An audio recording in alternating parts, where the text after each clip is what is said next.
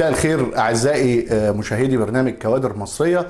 النهاردة بإذن ربنا هنستضيف فارس من فرسان الكلمة وأحد أعضاء إمبراطورية صاحبة الجلالة الصحافة الإعلامي القدير الأستاذ محمد يوسف العزيزي.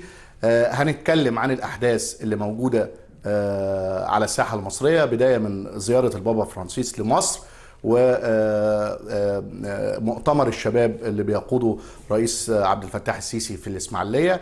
كمان هنلقي الضوء على 25 إبريل عيد تحرير سيناء. تابعونا عشان تسمعوا التفصيل ويعني تأصيل لكل الأحداث اللي بتحصل بعمق وتحليل الأستاذ محمد يوسف العزيزي. هسيبكم وأطلع فاصل ونرجع لكم مع ضيفنا العزيز بإذن الله.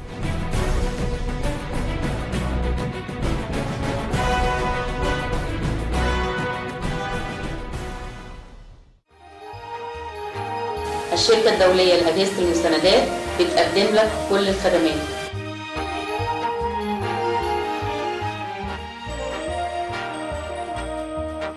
تصوير،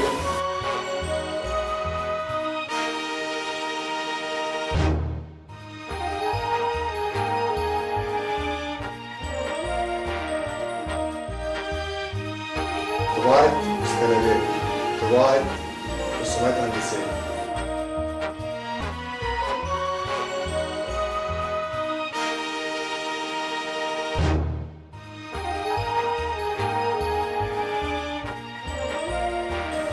صيانة مكنات تصوير.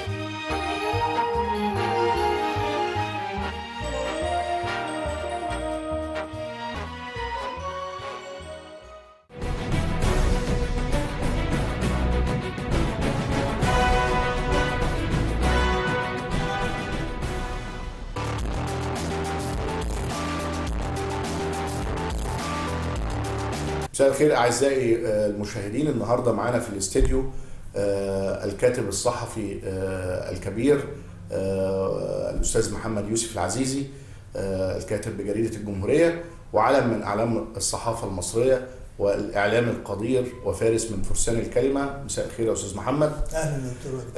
النهاردة هنتكلم مع بعض عن الأحداث الموجودة على الساحة المصرية اللي بتهم كل مشاهدي برنامج كوادر مصرية واللي بتهم المجتمع المصري من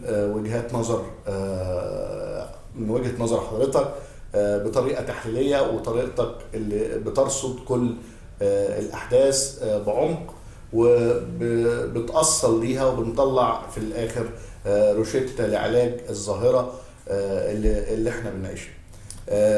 النهارده طبعا عندنا احداث كتيره جدا جدا على الساحه، منها الحدث المعاصر اللي احنا بنعاصره دلوقتي اللي هو زياره البابا المرتقبه يوم الجمعه والسبت لجمهوريه مصر العربيه، ورغم الاحداث الداميه اللي حصلت ورغم في كنيسه طنطا وكنيسه ماري مرقس، الا ان الراجل اصر ان هو يجي وحطوا شعار كده عايز حضرتك تحلله من منطلق فكري وسياسي اللي هو ايه؟ مرحبا ببابا السلام في مصر ارض السلام.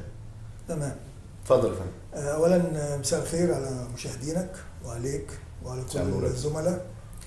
انا بس الحكايه عايزين نقول ان زياره البابا فرانسيس بابا الكاثوليك ورئيس دولة الفاتيكان، تمام، دولة، فهو جاي في زيارة معتبر ان هو زيارة دولة وزيارة خاصة. زيارة دولة كرئيس لانه هيقابل الرئيس السيسي. تمام. زيارة لها علاقة بالكنيسة المصرية والدور اللي هيعمله في الكنيسة المصرية، فدول حاجتين مهمين بيقوم بيهم البابا في نفس الوقت. تمام. انما خلينا نقول الاهم في القصه. انت عارف ان احنا عندنا قضيه اسمها قضيه صراع الاديان او قضيه صراع الحضارات. تمام. ودي مساله فيها كلام كتير قوي، ويمكن كان من فتره سابقه كان شيخ الازهر موجود هناك في زياره للفاتيكان وقابل البابا فرانسيس. الكلام الموجود دلوقتي في الفتره اللي العالم بيمر بيها في حاله من التطرف وحاله من الارهاب الكبير اللي بيجتاح العالم، وحالات القتل على الهوية أحيانا، وحالات القتل بدم بارد أحيانا أخرى، حط العالم كله في مرحلة خطر. كل العالم واقف على أطراف أصابعه. دي حقيقة. والقضية لأنها هي في الأصل قضية الإرهاب قضية لها علاقة بالسياسة ولها علاقة بالصراع السياسي والنفوذ، إلا أنها لابسة ماسك الدين، عباءة الدين. عباءة الدين. أنا بسميها ماسك لأن الدين أكبر وأسمى من إنه يبقى ليه علاقة بالتطرف، إنما أنا بقول ماسك عشان هم بيلبسوه للتلون ولإخفاء حقيقة الأهداف الحقيقية وراء فكرة هذا التطرف اللي احنا بنسميه إرهاب، إنما هو في الأصل حركة سياسية بتصنعها دول ومخابرات دول عشان الصراع على منطقة النفوذ في منطقة الشرق الأوسط. يعني نقدر نقول إن هم بيلبسوا ثياب الحملان لكن يحملوا في داخلهم الذئاب الخاطفة. ثياب الحملان اللي هو الدينيين المعتدلين اللي بيبشروا بالسلام، لكن هم بيخفوا جواهم فكر الإرهاب والآخره والتطرف باغية للوصول إلى السلطة. ده صحيح. ليه زيارة البابا مهمة على المستوى الديني؟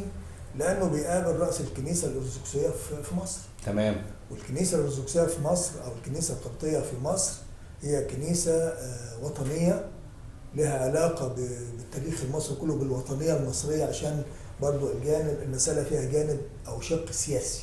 تمام. لما يقابل الكنيسة رأس الكنيسة المصرية البابا توادرس، فأنت معناها إن أنت بتعمل حالة من حالات السلام بين الطرفين. تمام. كويس؟ ده رقم واحد. رقم اتنين، لما بيجي ويقول شعاره اللي أنت قلت عليه رجل السلام بيعمل زيارة إلى أرض السلام، فدي رسالة وإشارة إلى العالم كله. تمام. أنت عارف إن البابا فرانسيس والبابا توادرس الشعب المسيحي من الطائفتين قد إيه في العالم كله؟ طبعا الكنيسة القبطية كنيسة عالمية والكنيسة الكاثوليكية كنيسة عالمية. يعني تقريبا حوالي 2 مليار ونص أو يزيد عن كده على الأقل. على الأقل. فأنت بتتكلم عن رسالة رايحة لكل هذه الشعوب. تمام. إن احنا في حالة وفي ضرورة إن احنا نقف كلنا تحت راية السلام، وإن احنا نحاول بجهدنا نمنع أو نحقن الدماء اللي عمالة تسيل تحت أي مزاعم أو أي أهداف أيا كانت هي إيه، سواء بقى صراع على سلطة، صراع على طاقة، صراع على نفوذ، صراع على إن أنت تبقى موجود في أماكن مش من حقك تتوجد فيها، إنما أنت عايز تحط إيدك عليها عشان مصالحك. دي كلها قضايا مفترض إنها رأسين الكنيستين لازم يقعدوا مع بعض ويشوفوا لها حل او يقدموا رساله. يرسوا قواعدها يعني. الجانب الاخر ان البابا فرانسيس هيقابل شيخ الازهر. تمام. ودي مساله متعلقه بقى بفكره هو احنا عايزين لما نقول سلام بنقول سلام من منطلق ان كل الارهاب اللي موجود في العالم دلوقتي ارهاب لابس ماسك الدين، ولا ليه شكل تاني؟ لا، احنا محتاجين في فتره من الفترات ان فكره صراع الحضارات نخليها تكامل للحضارات وبناء عليها، وصراع الاديان يتحول الى تكامل في الاديان، لان في الاخر خالص الدين عند ربنا واحد، هو التوحيد. تمام. يهودي مسلم مسيحي، هو بيقول ان في اله واحد، في اله واحد. فهي الفكره دي الاصل، ولذلك تمام. لما الشيخ مع البابا مع كل الطوائف الأخرى تقف تحت راية واحدة، فدي رسالة إلى العالم، ورسالة إلى العالم بتحاول تنقذه من حالة الهوية أو حافة الهوية اللي هو واقف عليها نتيجة الصراعات اللي موجودة في العالم ده. الأهمية الثالثة بقى في الظرف اللي احنا عايشين فيه، رغم الأحداث اللي مرت في مصر، أحداث الإرهاب المتتالية وأحداث تفجير الكنيستين، كنيسة طنطا وكنيسة الإسكندرية، وقبل منها الكنيسة البطرسية. لما يجي البابا فرانسيس، وده راجل يعني قيمة روحية ودولية عالية المقام. تمام. يعني معناها انه لما يروح في ظل هذه الظروف الخطرة عايز يقول ان المكان اللي رايحه ده مكان آمن، ودي رسالة احنا عشان نشتغل ونقدمها للعالم لو بذلنا ملايين في فكره تنشيط السياحه مش هنقدر نوصل للنتيجه. يس، انا متوافق مع حضرتك في لما الفكره البابا دي. يجي ويقول ان انا موجود، وخلي بالك كمان ده هيبقى موجود وهيعمل قداس في نادي الدفاع الجوي، استاد الدفاع استاد الجوي. الدفاع الجوي. معناها ايه؟ شوف حجم المخاطره وحجم رساله الامان اللي توصل للعالم، وشجاعه هذا يعني هو مش جاي عشان يقعد في غرفه مغلقه او في فندق يبقى سهل ان انت تامنه او تحافظ عليه، لا ده هيبقى موجود في استاد، هيبقى فيه الاف الموجودين، وهيتحرك في كل ارجاء القاهره. فدي معناها رساله قويه جدا بتقول ان المكان ده او البلد مصر امنه، ادخلوها بسلام امنين بالظبط يعني. والمكان والكلام اللي بيتقال عن مصر انها بقى دوله فيها ارهاب وفيها كل الكلام اللي بيتقال ده، القصه كلها محصوره في مكان كيلومتر واحد في شمال سيناء، في منطقه الشيخ زويد ورفح والمنطقه الصغيره ديت اللي بتصدر صوره للعالم كلها ان مصر فيها ارهاب. لما تحصل خبطه هنا او هنا او هنا ده مش معناه ان البلد مش مستقره او ان البلد غير امنه. احنا بنتكلم دلوقتي والنهارده في 3 احداث حصلت فيها ارهاب في 3 دول. تمام. يعني في المانيا وفي انجلترا وفي فرنسا. معنى ذلك ايه؟ بنقول ايه؟ ان الارهاب تحول الى ظاهره عالميه، وبقى العالم كله مطالب انه يقف عشان يتصدى لها، لان دي في حاله من حالات الخطوره حتى على الحضاره الانسانيه وعلى التقدم الانساني. تمام. بالنسبه لموجه الارهاب الموجوده دي. ده مجمل الزياره بتاعه البابا. الرساله اللي يهمني فيها كمصر ان الغرب او البابا او كثير من غير المصريين شايفين مصر بشكل يدعو الى التفاؤل وبشكل يدعو الى الامل، في الوقت اللي احنا عندنا مصريين في هذا الوطن بيحاولوا يشدوه وينزلوه ويوقعوه.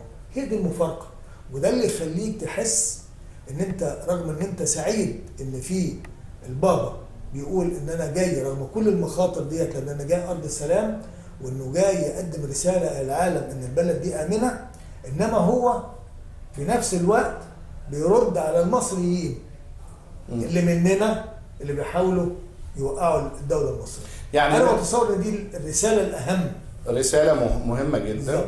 ويعني لو انا اقدر الخصها في جمله، البابا جاي يقول للناس كلها قبل ان تلعنوا الظلام اضيئوا شمعة. اوقدوا شمعة. اضيئوا شمعة. يعني عمال يقول، يعني هو اللي جاي بيقول يا جماعه مصر امنه، يا جماعه الارهاب ما هوش محصور في بلد بعينها، الارهاب ظاهره عالميه، والدليل على كده انا جاي هصلي قداس في استاد في وسط الاف. متخيل بقى في الرساله اللي قالها اللي بعتها لما يقول لك مثلا ينطق باللغه العربيه يقول تحيا مصر. شيء رائع طبعا، شيء جميل طبعا، شيء يخليك تفخر ان انت من البلد ديت اكيد، اللي انت باستمرار عمال تشوف ناس من اهلها تحاول تكسر فيها. لما البابا يقول تحيا مصر وهو لا يتحدث العربيه، ده معناه انه بذل مجهود عشان ينطق الكلمه ديت حبا ويتعلم في هذا الوطن، ويتعلمها حبا في هذا الوطن وفي هذه الارض، ارض الانبياء اللي كانت مسار للعائله المقدسه اللي احتمت فيها العائله المقدسه من البطش والارهاب، هي الحضن الامن. لما هو يقول كده انا متصور ان ديت رساله عظيمه جدا للعالم وللانسانيه كلها. نتمنى باذن الله ان الاحداث تمر بخير وسلام مع البابا فرانسيس في زيارته. وكمان يعني لنظري ان كان متزامن في الفتره دي اللي هو مؤتمر الشباب اللي عامله الرئيس في الاسماعيليه، وكمان عيد تحرير سيناء 25 ابريل. ده صحيح. فدول حدثين برضو عايزين نلقي الضوء عليهم. لو نبدا مثلا ب 25 ابريل عيد تحرير سيناء وما يحدث في سيناء الان، هل سيناء تحررت فعلا ولا ما زالت سيناء لم تحرر بعد؟ تمام. خلينا نقول بقى العلاقه، يعني يا ترى انعقاد مؤتمر الشباب الثالث مقصود ان يتعمل يوم 25 ولا هي المساله جت مصادفه؟ اعتقد ان فيها ترتيب يعني اتصور ان في ترتيب عشان يربط الحدثين ببعض. تمام. خلينا نقول ان 25 ابريل هو عيد تحرير سيناء. تمام. وعايز بس اصلح مصطلح، يعني انت قلت دلوقتي وفي ناس كتير قوي بتقول لما نقول بنحرر سيناء من الارهاب، انا شايف ان ده مصطلح غلط مش صح، زي الفل. ورساله مش صحيحه. احنا بنقول بنطهر سيناء من عناصر الارهاب الموجوده فيها، انما مصطلح تحرير ينطبق على الاحتلال. تمام. هي سيناء محتله؟ سيناء مش محتله. سيناء فيها جماعه ارهابيه مارقه مزروعه في المنطقه ديت، زرعها قبل كده محمد مرسي والجماعه الارهابيه، وجابوا لها ناس من كل ارجاء الارض المتطرفين عشان يعملوا في المنطقه ديت ما يسمى بولايه اسلاميه. مصلحه الكيان الصهيوني ومصلحه تمام اسرائيل. تمام. انت يوم ما تيجي تقول ان انا بعمل سيناء ولايه اسلاميه، فانت بتشير الى ولايه اسلاميه بمعنى الديني صرف. تمام. فاسرائيل تقول ايه للمجتمع الدولي؟ اسرائيل تقول انا جنب مني ولايه اسلاميه دينيه. طب انا عايز اعلن يهوديه الدوله. 25 ابريل المؤتمر بتاع الشباب ده المؤتمر الثالث. تمام. انا يعني عايز اقول، هل هناك ربط بين 25 ابريل وان مؤتمر الشباب يتعمل يوم 25 ابريل؟ وارد ان يبقى في ربط مقصود، واتمنى ان يكون الكلام ده مقصود عشان الرساله اللي تخرج عن هذا الربط. كويس؟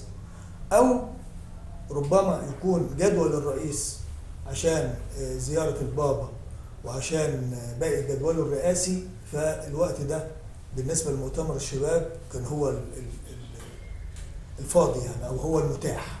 انما في كل الاحوال طالما الاثنين جم مع بعض فلازم نقول فيهم مجموعه من الرسائل. كويس؟ عيد تحرير سيناء 25 ابريل ده استعاده باقي ارض سيناء كان فيما عدا طابه. تمام. يعني العيد ده كان 1982 25 ابريل 1982. طيب من ساعه لما حصل الكلام ده واحنا بنتكلم ده العيد 35. كويس؟ يعني 35 سنه مروا على هذا العيد. على هذا العيد. تمام. من 35 سنه من اول عيد وثاني عيد وثالث عيد واحنا بنتكلم على حاجه اسمها تنميه سيناء، مش كده؟ دي حقيقه. وعملنا اغاني كنت بتقول ايه، مصر سيناء رجعت تاني لينا ومصر اليوم في عيد والكلام تمام. اللي احنا بقالنا 30 سنه بنتغنى فيه. وكل ما بنقول عايزين نعمل تنميه نعمل تنميه مفيش حاجه. ما بيحصلش تنميه. بعد 30 يونيو كنت انا قلت في بعض مقالاتي ان احنا او دوله 30 يونيو او الرئيس السيسي حط ايده على مجموعه من الملفات محدش فتحها قبل كده ولا حد قدر يتعامل معها قبل كده، من ضمنها ملف تنميه سيناء. هتقول لي ليه؟ يعني اشمعنى ده ملف يعني وما كانش مسموح انك تشتغل عليه؟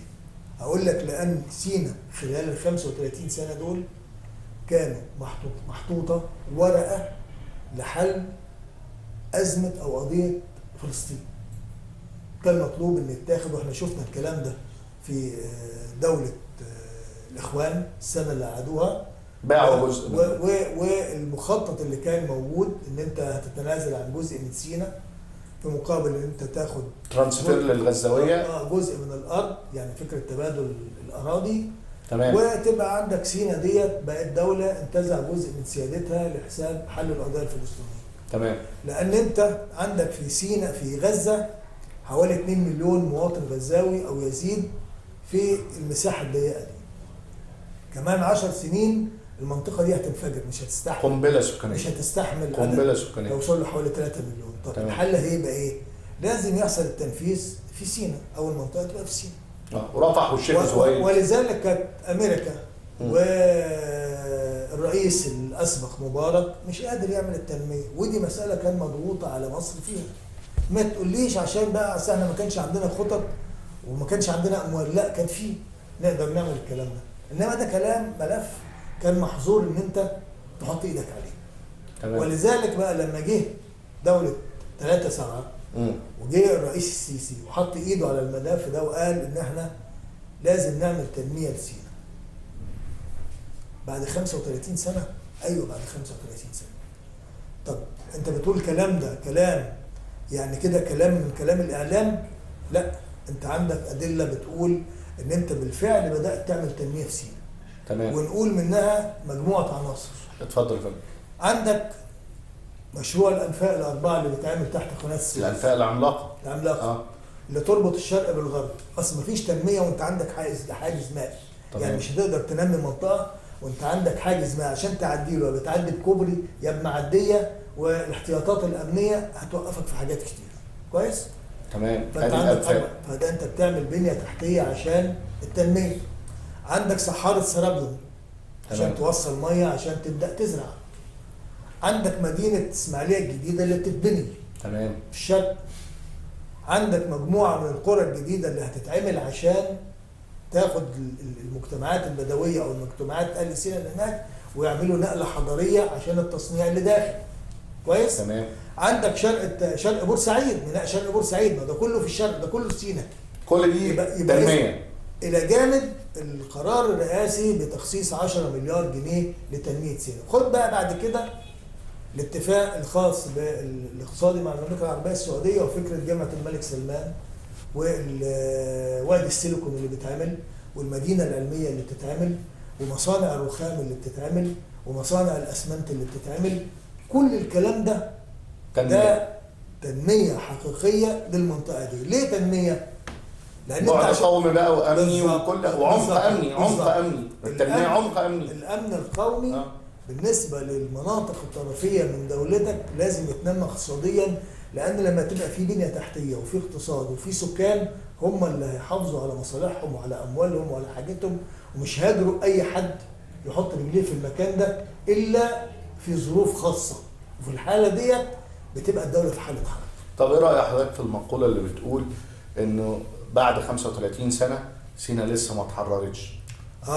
حلو قوي الكلام ده. الناس ده بتقوله على فكره ان في ارهاب في سينا. تمام. برضو ده مصطلح محتاج يتحرر شويه. تمام. يعني محتاج نفهمه. لما اقول عايز احرر مكان معناها انا بحرره من محتل، ان في حد مغتصبه وفارض سيطرته عليه وفارض سيادته عليه وانا بحرره. تمام. كنا بنقول تحرير سينا لان كان في عدو او كيان صهيوني واخد سينا في الفتره اللي هي بعد 67. فعشان كده لما قلنا تحرير سينا فاحنا بنشيل منها المحتل او الصهيوني. كويس؟ تمام. انما لما يبقى عندي ارهاب، مجموعه متطرفه، عناصر او افراد او جماعات او ميليشيات موجوده في المساحه الكبيره ديت في اماكن او في بؤر صغيره لا تتعدى 1 كيلو متر، ده معناها ان انا اقول بقى ان انا عايز اطهر سينا من بقايا الارهاب اللي موجوده فيها. انما تحرير ده معناها ان البلد او سينا محتله، وده كلام غير صحيح. طب هل التطهير ده فعلا يعني حدث بالفعل او يحدث بالفعل؟ تمام. وايه هي الاثار الجانبيه للتطهير؟ لان في ناس بتقول ايه، ان انت بتحاول انك انت تسيطر على رفح والشيخ زويد وعلى جبل الحلال والى اخره. في الوقت اللي انت بتحاول تسيطر فيه، تمام، انت بتبعتر الارهاب جوه الدلتا ومصر كلها. تمام. كانك نقلت الخلايا السرطانيه من مكان واحد، تمام، بدل ما تعمل له عمليه استئصال عملت له عمليه انتشار في الجسد المصري كله. ايه الدليل على كده؟ الاحداث اللي بتحصل متفرقه هنا وهنا. شوف يا استاذ اتفضل. فكره ان انت بتقول ان انت عايز تسيطر على جبل الحلال وعلى الشيخ زويد، الكلام ده انا الجيش المصري والارض دي ارض مصريه. انت عارف الميزه الوحيده او الاهم في فكره ان احنا بقينا موجودين في المنطقه جيم من اتفاقيه كامب ديفيد ايه؟ المنطقه ديت كان محظور ان انت تتواجد فيها بقوات كثيفه. بقوات كثيفه وباسلحه يعني ثقيله. دلوقتي انت فرضت سيطرتك على كامل سيناء. جيشك موجود هناك ومعداتك الثقيله موجوده هناك وطيرانك بيطير في المنطقه دي وكل اسلحتك المتطوره موجوده في المنطقه دي. تمام. معنى كده مكسب. معنى كده مش مكسب بس، ان انت اسقطت الاتفاق الامني بينك وبين اسرائيل في الاتفاق الامني، ولن تستطيع او تجرؤ اسرائيل انها تقول لك ارجع تاني. تمام. خلاص المساله بقيت مع امر واقع. زي ده رقم واحد. رقم اثنين، انت بتتكلم عن الارهاب اصله ما هواش كيان قدامك انت تقدر تبص عليه. الارهاب هو اساسه فكره، والفكره ممكن تتنقل من واحد لواحد في اي مكان. ايه اللي بيخلي فيه ارهاب متطرف لاسلاميين او ناس من الشرق الاوسط موجوده في المانيا ولا فرنسا ولا غيره؟ هو ده معناه الاشخاص، ده معناه ان الدوله الفرنسيه او البريطانيه او الايطاليه او الالمانيه او امريكا مش فارضه سيطرتها على الارض، لا فارضه، بس هو دي طبيعه الارهاب، ان هو بيبقى انفيزبل. انت بتواجه عدو ما انتش شايفه، الاصل انت بتواجه فكره في الدماغ بتنتشر. تمام. احنا بقى بنشتغل على فكره مواجهه الارهاب ومقاومته في نفس الوقت، ودي قضيه كبيره موجوده في مصر دلوقتي لها علاقه بقى بتطوير الخطاب الديني وتطوير الخطاب الثقافي والاخلاقي، القصه الحبلى بكل المشاكل اللي موجوده دلوقتي في مصر، فدي هتتناقش في يعني في حلقه ثانيه في سياقها. في سياقها. انما لما نتكلم بقى على سينا و25 ابريل، ده اللي احنا بنتكلم عليه بقى، فخر المصري في جيشه ووطنيته.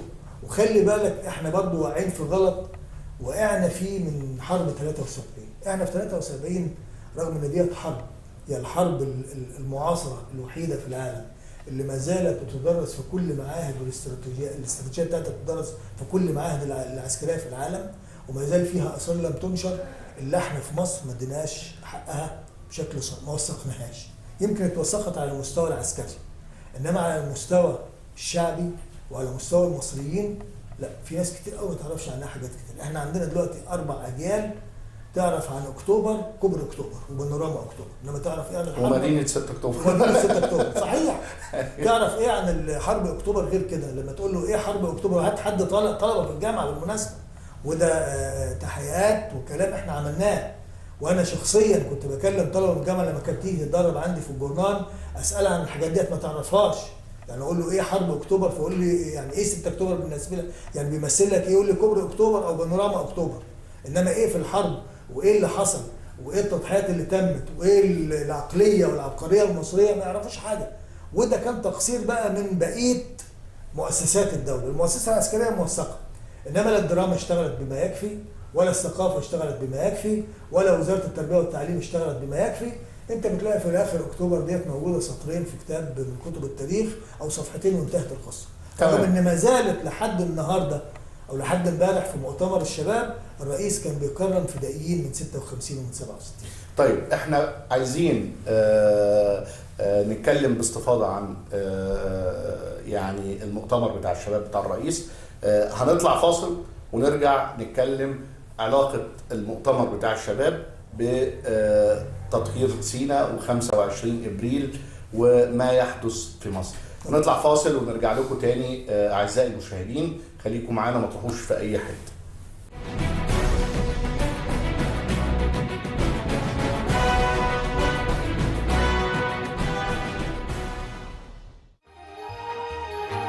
الشركة الدولية لأجهزة المستندات بتقدم لك كل الخدمات.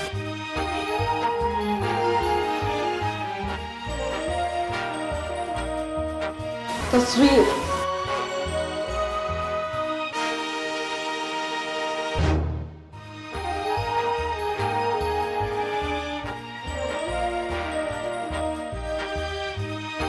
طباعة مستندات، طباعة رسومات هندسية.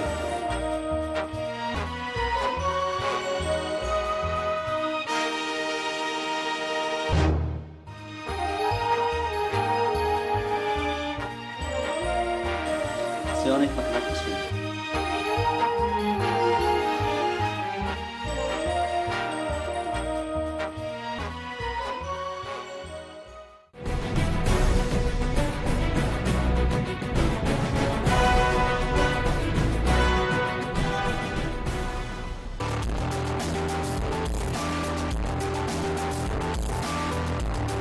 رجعنا لكم تاني مع كاتبنا المتميز الاستاذ محمد يوسف العزيزي عشان نتناقش في اللي بيحصل في مؤتمر الشباب اللي عامله الرئيس متزامن مع عيد تحرير سيناء 25 ابريل. انا عايز ابدا مع حضرتك يا استاذ محمد بمقوله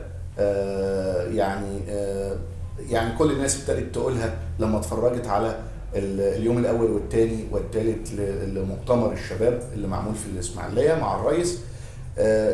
كلنا شفنا ان الشباب عمالين يطرحوا مشاكل والرئيس يرد مشاكل والرئيس يرد. ويعني في مقوله شهيره بتقول ان لم تكن انت جزءا من الحل فانت جزءا من المشكله.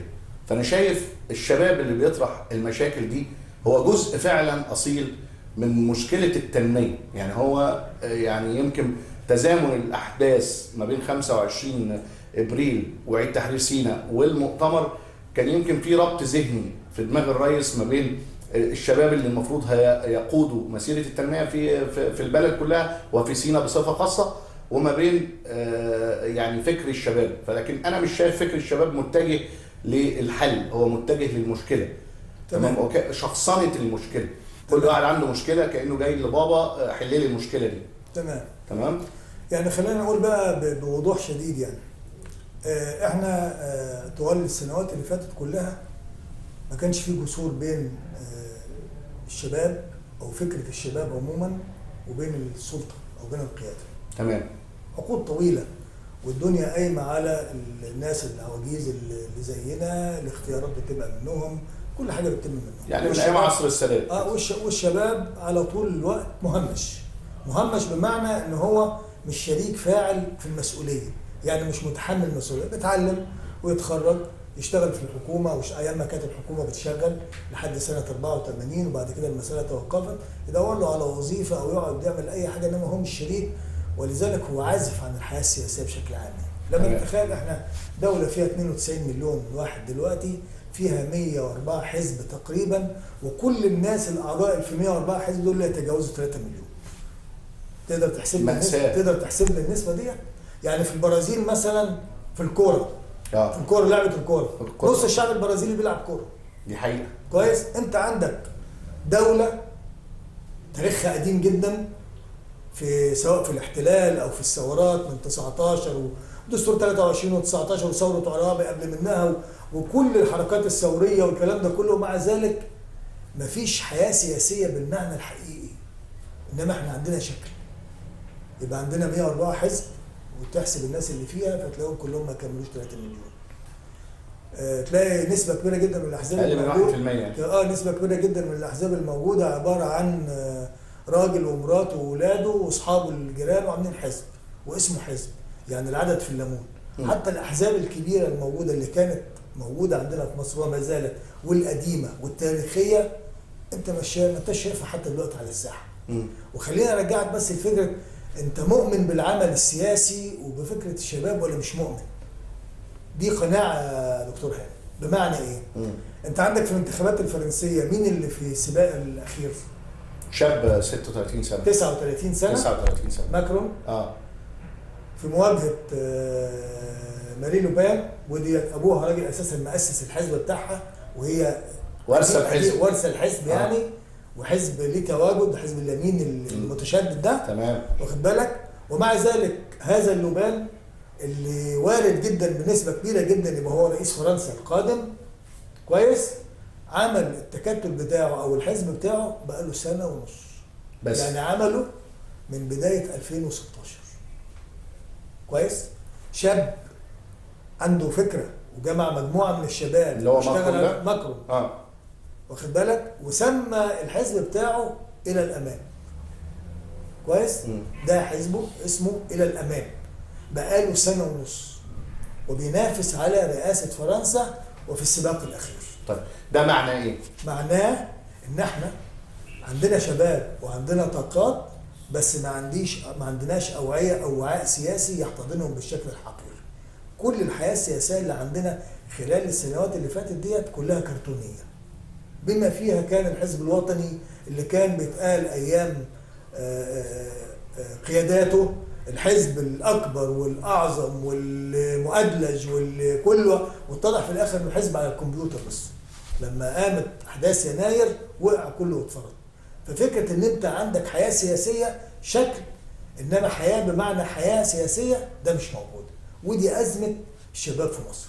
وبالتالي لما بيتعمل وعاء زي وعاء البرنامج الرئاسي اللي بيتعمل دلوقتي بيدرب الشباب، فده وعاء لاعداد القادة، فده وعاء جيد. لما يتعمل مثلا مؤتمرات الشباب ديت اللي هي مفترض بعد فتره ما تبقى تكون لنفسها شكل سياسي يبقى فيه كل الشباب ده، فانت تقدر تقول في الحاله ديت الدوله بقى فيها حياه سياسيه، لان كل الشباب الموجودين دول عندهم نماذج وعندهم طموح ان هم يطلعوا للسلطه فوق. الاحزاب التقليديه القديمه اللي عندنا قاعده عشان تحقق مجموعه من المصالح وتعمل الديكور. انما تعالى اسال اي رئيس حزب، يعني اسال رئيس حزب الوفد واسال رئيس حزب التجمع واسال رئيس حزب المصريين الاحرار، المصريين، قول له يعني خلي بالك المصريين الاحرار ده قريب، ده اتعمل بعد يناير. ومستقبل وطن. ومستقبل الوطن ده برضه معمول قريب. اسال اي حد من الاحزاب التقليديه القديمه وقول له انت عايز تبقى رئيس جمهوريه توصل للسلطه، يقول لك لا خليني كده، انا قاعد بقيت كده جميل في المعارضه، جميل بتحقق امتيازاتك ومعمول لك حساب في التورته السياسيه، بس ما انتش شايل مسؤوليه. ادي القصه باختصار. فاحنا ما عندناش حياه سياسيه. ارجع بقى للشباب. انت بتقول لي دلوقتي ان الشباب الملاحظ ان هم بيطرحوا مشاكل وبيطرحوا اسئله بس ما عندهمش حلول. ما بيقدموش حلول، ما عندهمش فكر، ما عندهمش. قول لا، في شباب انا تابعت جلسات، في شباب متميز جدا وعندهم افكار، وعملوا النهارده يعني عملوا تقريبا في جلسه من الجلسات بتاعه المحاكاه افكار كويسه وقدموا برامج كويسه. بس هو الفرق بين اللي بيقدمه الشباب واللي بتشوفه الدوله العميقه او الحكومه الموجوده، في لسه مسافه بين النظريه والتطبيق. يعني هم بيتكلموا عن طموحاتهم وعن امالهم وعن استعدادهم، بس برؤيه علميه وبشكل متطور شويه طبقا لثقافتهم، طبقا للبرامج اللي بيتعرضوا لها.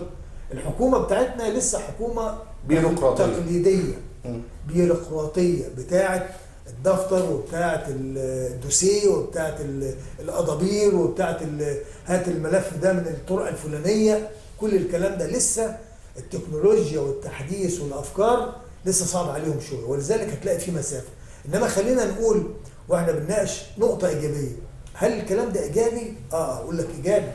مجرد ان انت بتكسر حاجز الخوف، حاجز الصمت، وحاجز الصمت، وبتخلي الشباب ده يقف يتكلم قدام اعلى سلطه في البلاد وهو قاعد قدامه، ويقف قدامه على منصه ويتحرك قدامه ويقول له انت كذا وانا بعرض كذا، والتاني الرئيس وحكومته قاعد بيسجل. الرئيس اللي بيسجل بالمناسبه وجلسه من الجلسات قال لهم انا مش شايف حد، انا في حد بيكتب اللي بيتقال ده اللي انا. بعديها على طول في الجلسه اللي بعديها لقينا كله مسك قلم، رئيس الوزراء مسك قلم، ووزير ما اعرفش يمسك قلم. يعني انت عايش مأساة. انت عندك قياده بتجري لقدام، وعندك حكومه لسه رجلها تقيله فيها رمل واسمنت، وعندك شباب افكاره ليها اجنحه. تمام. المعادله ديت عشان تركبها محتاج تصبر عليها شويه. وعشان كده بقول لك مجرد حتى ان هم بيعرضوا مشاكل، فانا شايف ان هم بيعرضوها بشكل كويس وبشكل مناسب وبشكل فيه شكل من اشكال الحوار المتطور اللي ما كانش موجود قبل كده. لسه دكتور وجدي عندنا ناس لما تيجي تتكلم عن الداخليه تقول لك الحكومه، يعني لو يقول لك الحكومه جت الحكومه راحت، هو قصده ضابط الداخليه او وزاره الداخليه. أيوة. لان هو شايفها كده.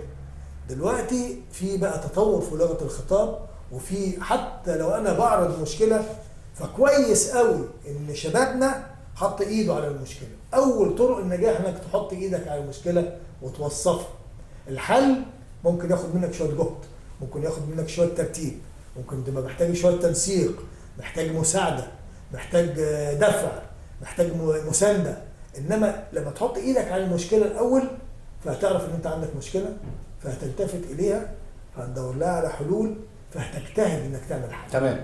طيب يعني الكوادر المصريه اللي حضرتك شفتها في المؤتمر الاولاني والثاني والثالث اللي هو في الاسماعيليه مؤخرا، كوادر قادره على ان هي فعلا تشيل التنميه بتاعه بلدنا، والتنميه في سيناء، والتنميه في الصعيد، وقادره ان هي تتحمل المسؤوليه. عندنا طاقه امل. هل حضرتك متفائل بالشباب دي ومتفائل بمستقبل مصر من خلال الكوادر البشريه اللي تم اعدادها في البرنامج الرئاسي للتدريب؟ كويس. انت عندك مؤسسه اسمها كوادر. تمام. مش كده؟ تمام. انت ليه اخترت كلمه كوادر؟ عشان مصنع الكوادر المصريه. عندك امل في الشباب المصري؟ عندي امل في الشباب المصري. بتصنع كوادر عشان تقدر تخوض شغل وتخوض عمل وتحقق نجاح، ولا ما تعملش؟ بعمل كده. يبقى اذا الرساله اللي كانت موجوده من مؤتمر الشباب ليه في الاسماعيليه وليه مع 25 ابريل هو فكره ان انتوا هتشتغلوا على التنميه دي. انا بحط لكم البنيه الاساسيه، الانفراستراكشر كلها موجوده اهي، بقول لكم يلا جو اهيد اشتغلوا. انا مش بقول الشباب ده يطلع بكره يبقى وزير ومحافظ ورئيس، تمام، انما انا عايزه يشيل مسؤوليه الاداره، اداره موارد الدوله، انه يبذل جهده ويشتغل، انه يشتغل بشكل علمي، انه يبقى عارف هو بيحط رجليه فين، انه يبقى عارف ان كل ما بيعمل اي اضافه لاقتصاده فبتعود عليه وبتعود على اسرته وبتعود على اولاده وعلى مستقبله. هي دي الرساله اللي طالعه من 25 ابريل من الاسماعيليه من مؤتمر الشباب. المستقبل قدامكم، واحنا بنعمل المستقبل، فاحنا برضو بنكرم الناس اللي ساعدت في بناء الماضي والحاضر واهلتكم ان انتوا تبقوا في المستقبل. الكوادر القديمه هي دي الرساله، هي دي الرساله، الرساله. نقل ان انت لما تشتغل وتعمل عمل ايجابي وتضيف، فانت في لحظه من اللحظات محسوبه لك والتاريخ هيذكرك، وهتيجي في لحظه من اللحظات تتكرم. حتى لو ما اتكرمتش من رئيس او من رئيس عمل او من وزير، فعملك هيدل عليك وعملك هيشير اليك. مؤسسة كوادر اللي انت بتشتغل عليها وبتعلم فيها الناس وبتقول لو انت كادر تعالى معانا في الكوادر، او لو عايز تبقى كادر تعالى عشان نعلمك ازاي تبقى كادر. صناعة الكوادر دي مسألة علمية، مسألة مش فهلوة، مسألة عشان انا اتحط في المكان ده او اقف ورا الكاميرا ديت ابقى مخرج ولا مصور، لازم اتعلم فنيات العمل ده. دي حقيقة. عشان يقف على الكاميرا يعرف الزاويه ازاي والضيف بيتحرك ازاي وهو حركته ايه والاضاءه عليه ايه والشوط ده هيتقطع ازاي وده هيتفتح ازاي. كل الكلام ده علم، بس مش اي حد يقف. زي ما بتقول مش كل من ركب الحصان خيال، ما واحد بيطلع عليه بيقع مع اول حركه، انما في واحد بيقعد عليه ومن غير سرج بيقفشه برجليه.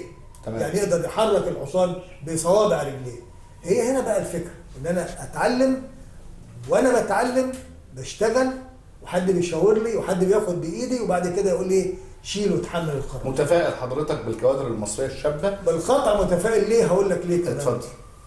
انت هتيجي لحظه من اللحظات، او احنا هنحتاجك في لحظه من اللحظات، او السلطه هتحتاجك في لحظه من اللحظات، انت كوجدي ومؤسستك هتقول لك يا دكتور وجدي انت صنعت كوادر في الفتره اللي فاتت ديت مين ومين ومين، ما تشاور لنا عليهم. تمام. فانت وانت عندك بتعمل الكوادر دول بنسجل كل حاجه، بتسجل كل حاجه وبتعمل لهم قاعده بيانات وهيستوري. تمام. الدوله دلوقتي بتعمل الكلام ده اللي كان المفروض تعمله من 40 او من 50 سنه. تمام. انها تدور على كل الناس ديت عشان تقول لهم تعالوا اشتغلوا واقعدوا، عشان لما ادور على حد الاقيه. في صناعه الكوادر والقاعده المعلوماتيه تقدر تقول انت بكره ممكن تشوف ازاي وتتعامل معاه. طب استاذ محمد، انا يعني بيهمني دايما واحنا بنشتغل برضه في مؤسسه كوادر، واحنا بنقول ان مؤسسه كوادر هي مصنع الكوادر المصريه، اللي هي ايه؟ برامج واليات التنفيذ. تمام. هل من خلال يعني حضرتك ملاحظتك ومشاهدتك للفتره الرئاسيه بتاعت الرئيس عبد الفتاح السيسي، شايف ان في اليات تنفيذ فعلا تمام الدوله حطاها او الرئيس حاططها قدامه وبيحاول ينفذها لتمكين الشباب تمام لقياده العمليات التنمويه في البلد؟ شوف يا دكتور وجدي، الكلام ده طبعا السؤال اللي انت بتقوله ده كلام مهم جدا على فكره. وانت لو بصيت بقى للآلية او تقول مثلا الراجل ده حط شباب في دماغه وبيشتغل لهم صحيح ولا لا، تشوفها من اكثر من ملمح. تمام. الملمح الاول هو فكره البرنامج الرئاسي. كويس؟ لاعداد القاده. تمام. في دلوقتي تقريبا ما يزيد عن 200 الى 300 كادر يقدروا يقعدوا في مناصب قياديه دلوقتي. تمام. وده كلام هم اشاروا اليه بوضوح شديد جدا. بعد المؤتمر ده او من خلال اللي حصل فيه، انا عندي يعني ثقه او مش ثقه، خلينا اقول اتمنى وده هيحصل، ان خلال الفتره القريبه يطلع شابين او 3 يبقوا في مناصب قياديه، يا اما محافظين يا اما وزراء او اقرب درجه الى الوزراء، يتحملوا مسؤوليه وزاره. لان واضح من الكلام اللي حصل في المؤتمر ان في تكثيف جامد على فكره التدريب والمعلومات والرعايه. انا شفت شباب الحقيقه شيء مبهر. دي حقيقة. وهو بيتكلم عن مشكله البلد، اصل مش القضيه ان انت تقول رؤيه وثبات انفعالي الاسعار والحكايه والرؤيه، لا ده في ناس فاهمه يعني ايه موازنه، يعني ايه اقتصاد، يعني ايه سياسه، يعني ايه علاقات دوليه، يعني ايه تحل مشكله، يعني عندهم الداتا بيز موجوده، وعندهم الطرق الميثودز اللي هو يشتغل عليها عالج المشكله ازاي، عندهم اللي هو البروتوكول بتاع اي مشكله لما اخش لها ازاي. تمام. فانا متوقع ان يفاجئنا الرئيس قريبا جدا انه بيعين مجموعه من دول عشان يقول التجربه نجحت، وانا متصور انها نجحت، لان حاله الحماس اللي عند الشباب وحاله الدفع الشديده في الوقوف وراهم لازم تؤهلهم لكده. ده الحاجه الثانيه، تمام. في المؤتمر اللي فات ده هو طلب بالتحديد من مجموعه من شباب الرقابه الاداريه اللي عرضوا محاكاه او عرضوا حل للمشكله الاقتصاديه والرقابه، قال لهم انتوا هتبقوا موجودين في كل المؤسسات، بس حاولوا تحطوا ايديكم على كل المشاكل الموجوده وتقولوا لي ليها حلول، ويلا هيبداوا يشتغلوا يمكن خلال الشهر اللي جاي. دي آلية من آليات التنفيذ. آلية من آليات التنفيذ. ان هو شغل المجموعه ديت، لان انا شخصيا يعني انبهرت وحسيت ان احنا كجيل يعني كبرنا، مفترض ان احنا نرجع خطوه واثنين وثلاثه للورا بقى ونطلع الناس دي لقدام، لان فكره ان انت عشان تغير واقع وتغير مستقبل وتبني مستقبل جديد لازم تعتمد او تبص الاول انك تغير اللي في دماغك. يعني لازم تشيل حاجات كتير قوي كانت تقليديه وما زالت، حاجات كتير قوي جربناها واشتغلنا عليها وكانت بتدينا نفس النتيجه.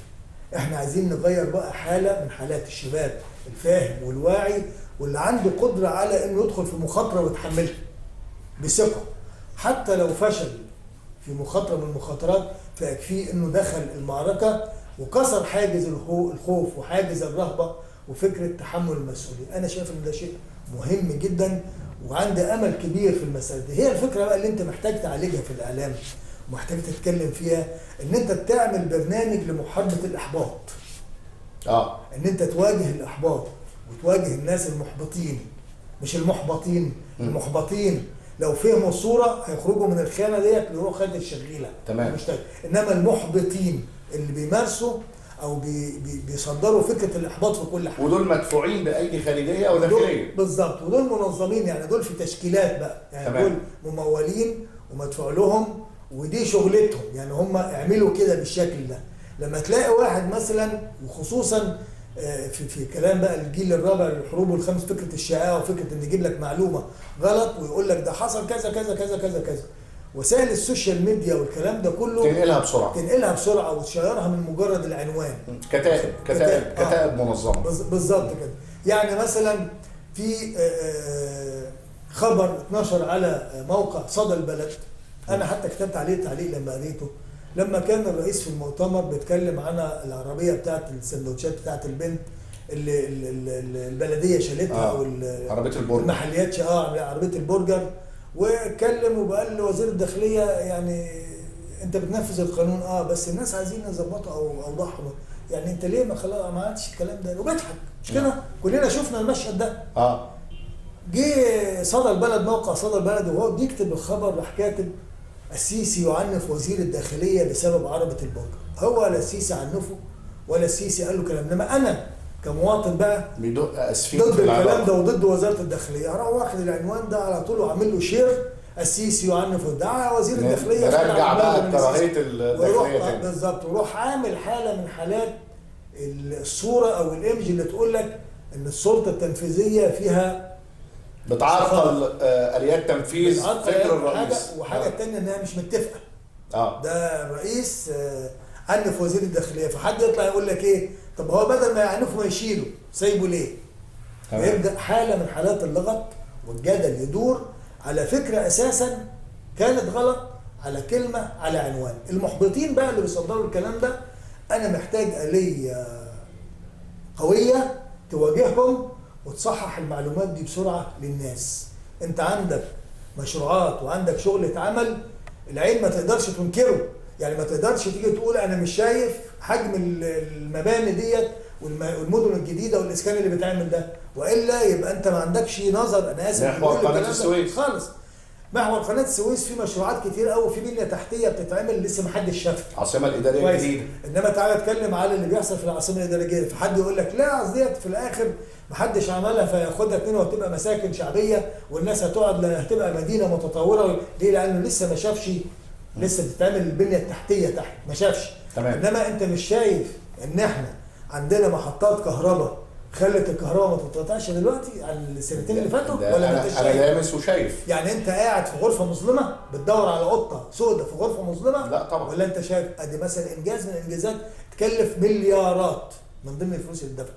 ما انتش شايف الطرق اللي موجوده على الارض قدامك واللي انت بتمشي عليها بنيه اساسيه؟ لا شايفها. ما انتش شايف الاسكان؟ لا شايف. انما لان انت محبط فانت عايز تصدر صوره غلط فعمال تقول الكلام ده فنكوش ده فنكوش ده فنكوش ده فنكوش. يعني اللي جاي محتاج عشان المنظومه تكتمل يبقى في اللي انا اقوله لحضرتك عليه. وفي نهاية لقائنا مع الأستاذ محمد يوسف العزيزي بحب أشكره على الحلقة المتميزة اللي حللنا فيها كل الأحداث الحالية على الساحة المصرية، بداية من زيارة البابا فرانسيس لمصر وتدعيمه لدور مصر كمصر آمنة ومصر أرض للسلام، و25 ابريل عيد تحرير سيناء والتنميه اللي بتحدث في سيناء ومؤتمر الشباب وعلاقته بسيناء. استمتعنا بيك وبتحليلك الرائع على الاحداث دي يا استاذ محمد.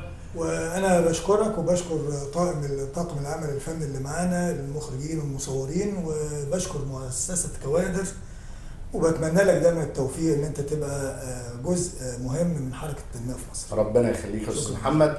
اعزائي المشاهدين بنشكركم على متابعتكم لينا الحلقه دي، وباذن الله الحلقه الجايه استنونا مع كادر من الكوادر المصريه المحترمه. هنتكلم في كل القضايا وهنطرح كل الرؤى عشان نضيء في الظلام الدامس الذين يحاولون أعداء الوطن أن يصنعونه شمعة التنوير وشمعة التنمية بإذن الله في بلدنا مصر.